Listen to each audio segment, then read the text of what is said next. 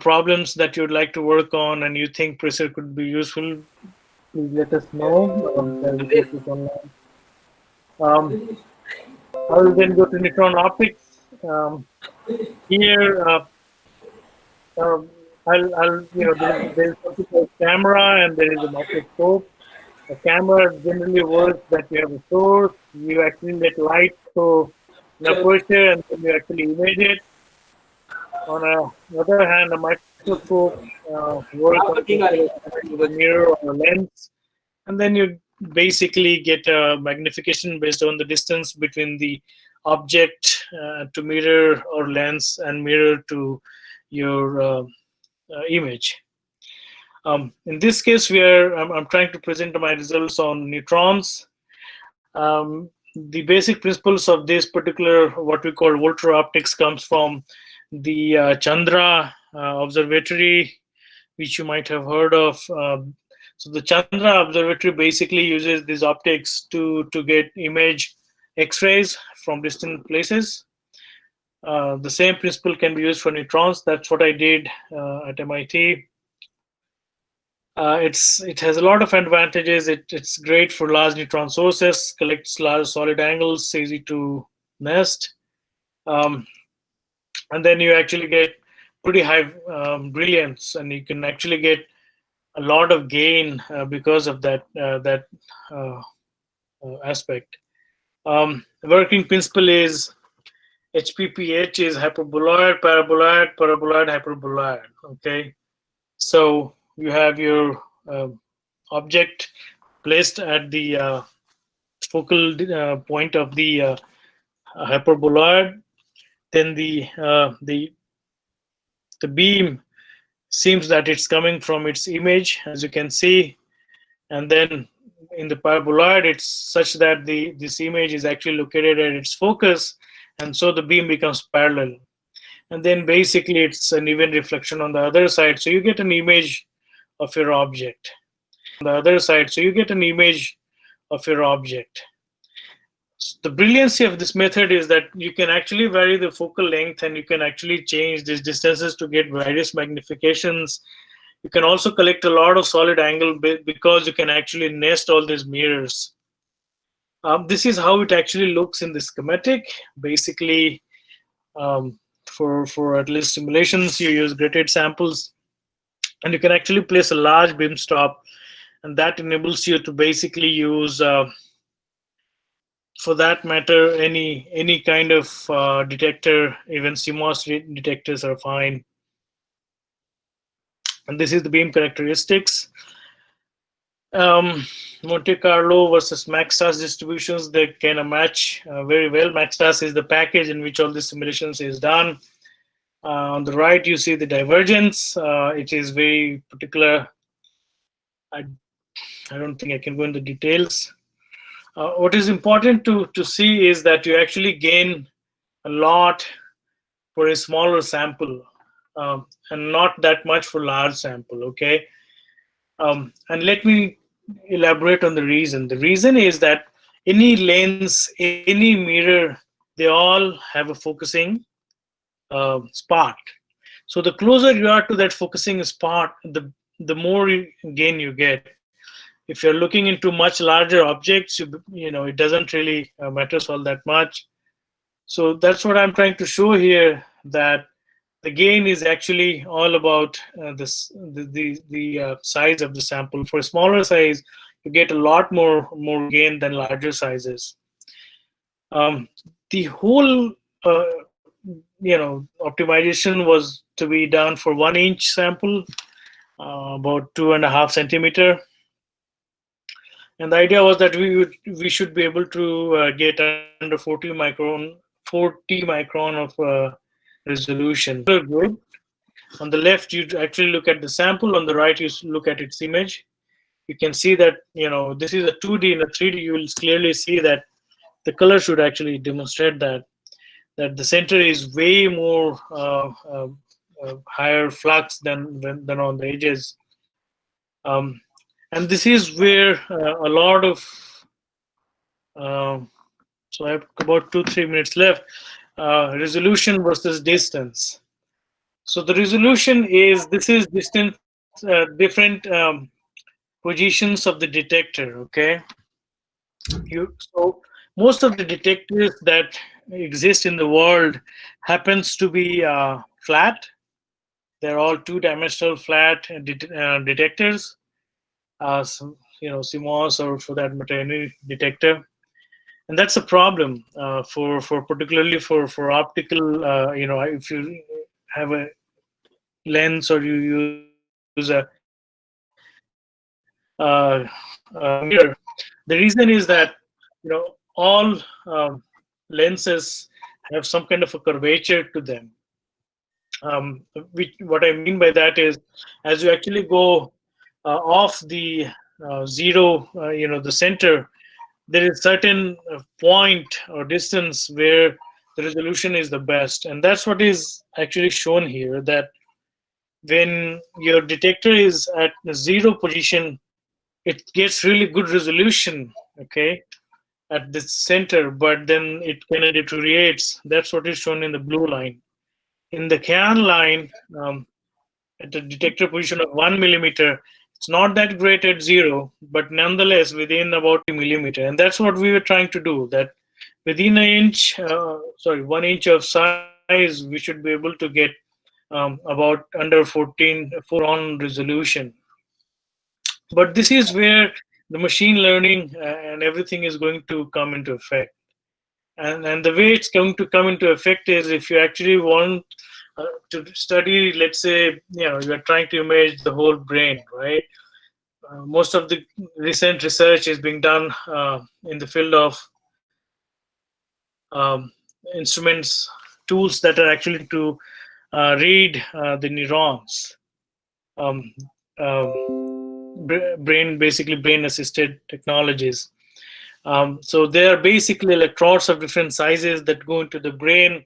They then kind of read the signals that are coming from the neurons. The sizes of those electrodes, the depth of the electrode is what is being researched. Um, you have to optimize all your parameters. So if, for example, if you're looking in on a larger, if you're trying to image your brain, then you want like an inch by an inch, let's say.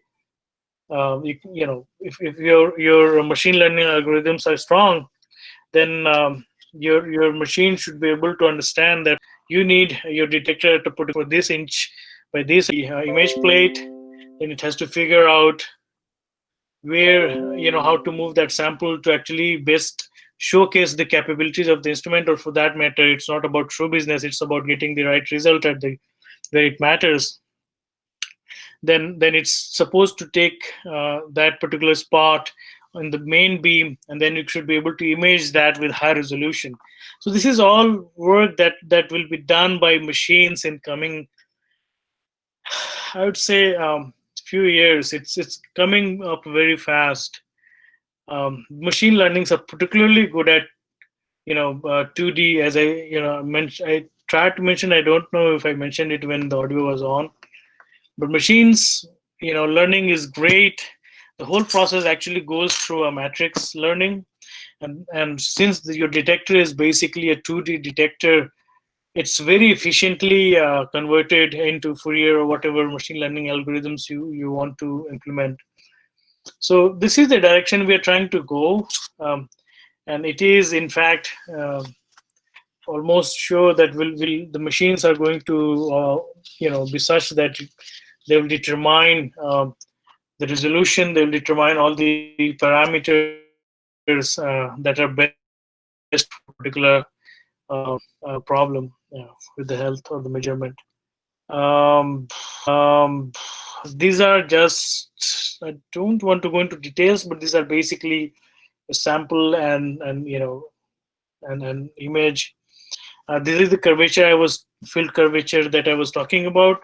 These lenses actually have, depending on the size of the lens, they actually have curvatures, um, which depend on the size, on the length of the mirror. You can imagine if the mirror is longer, then the curvature will be higher. If the diameter is larger, then the curvature will be kind of less. So these are all things that are going to be optimized by the machines. The machines can do this incredibly fast. If you just, it's for them, it's just very simple. You just try to program and they'll do this, figure out the right curvature and the right spot for the detector and give you the optimized results. I what time is it? So I'm 5 minutes over. So I'm gonna end the talk here. Thank you. If you have any questions, I'll be glad to take it.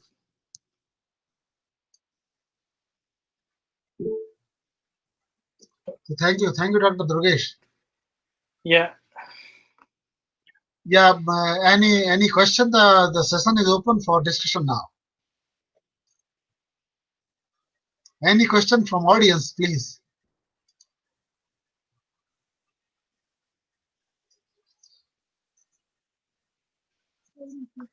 Dr. Durgesh, what energies are involved for these neutrons?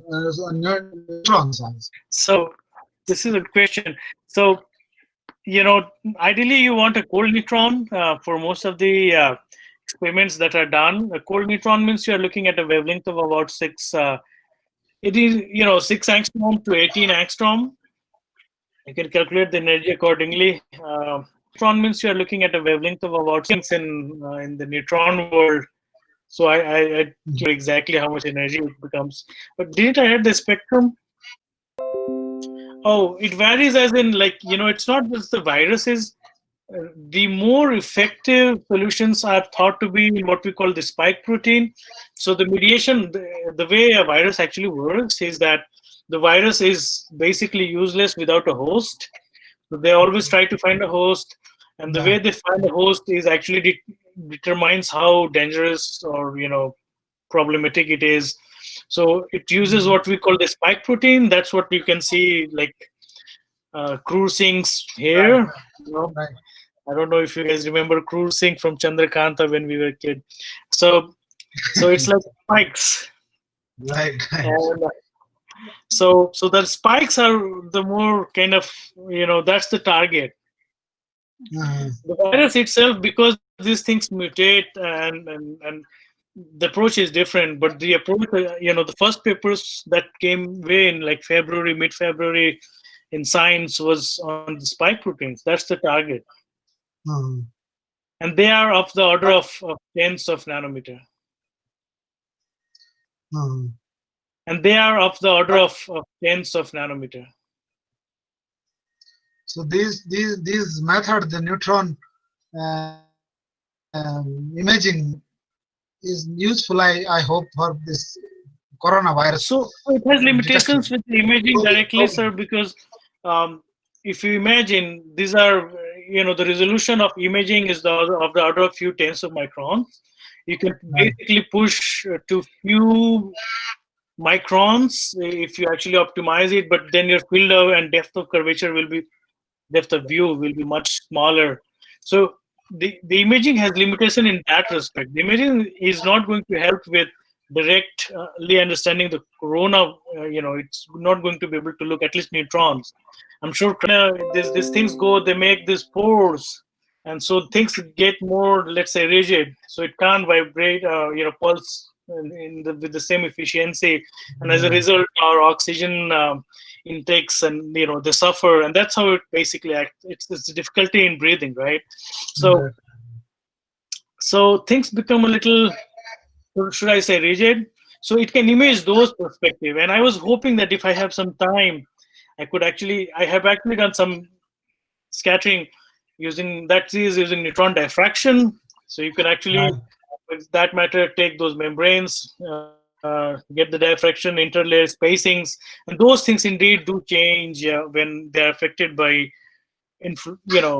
coronavirus or any influenza, things like that. There are Mhm. different approaches that all come together. It's too bad. There is actually a medicine so on 15th of June, there was a news article um, which actually say that they're actually treating corona stage 2 or 3. when it becomes serious, that's when the effects actually become vigorous in the lower, in the chest, and they're actually using the medications for what is influenza? Yeah, the same medicines they use there. So Mhm. it's different. Stage one is different, stage two is different, three. So it all depends on stage. It's complicated landscape.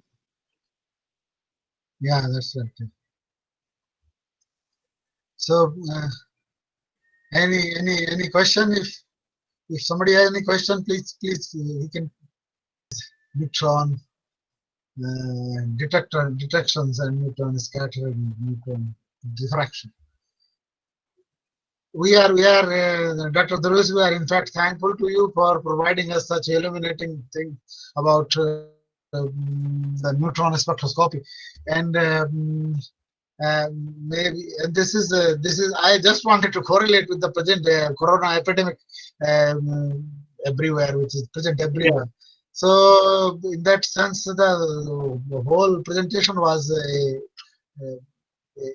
worth presentation. So it's timely presentation for us, and we are extremely thankful. Professor Nimai, will you comment something? yeah. I think you need his microphone is muted. His microphone is muted. Yeah. Yes, Okay. right, Anyway, right. so Yeah, Yes, right. there you go. Professor Nimai, will you comment something? No, fine, fine. Very nice talk. It is a very Thank you. innovative, very having good merit, something unique, different. Neutron and neutrinos, they are neighbor. Yeah. but but it is Neutrinos and neutrons, they are neighbor. something unique, different. Neutron and neutrinos, they are they are neighbor. Yeah. but but it is Neutrinos and neutrons, they are neighbors, right? yes. The pronunciation, yes, but in actuality, they're as for apart as I can imagine. I don't know. I have a fear for neutrinos. They can open their car up all the time. So one of the things I slowly realize is that they're very good at hands-on Uh-huh. technique. I would say. Yeah. So that's something that I've been trying to learn out of what is available, which I had done previously, and then Yeah. switching to actually making what you want. Okay, That's right. these are very two different things. That's Using what right. you have and making what you want. Yeah, yeah. That the So, connection is not what very you need. simple. Yeah. Yeah, yeah. Yes. So we thank The ability to actually make the best out of what is available, which I had done previously,